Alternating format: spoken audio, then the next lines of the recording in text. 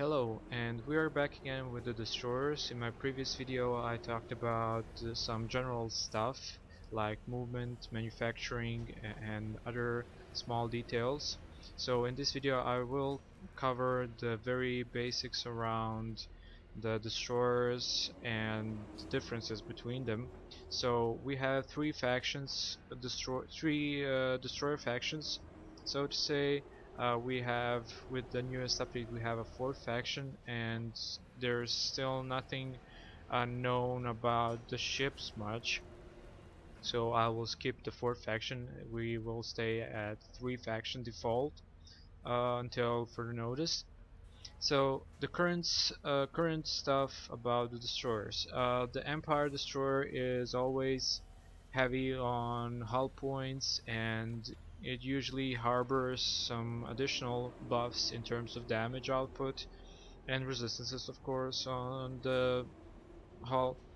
And it has a really low shield capacity, so it's not really a shield tanking ship. It's a hull tanking ship.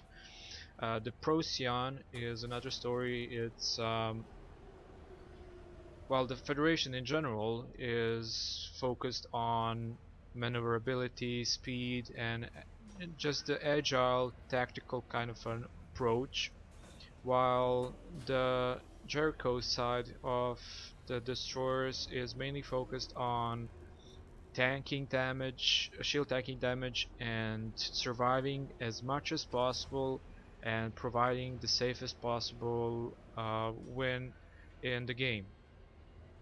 So what they all have in common, they can all be built to be like a damage dealer or a tanky ship or just a tank in general, and they can all be as agile as any other because the special module you pick in the very manufacturing window, you can actually choose between either let's say speed or damage or whatever you need.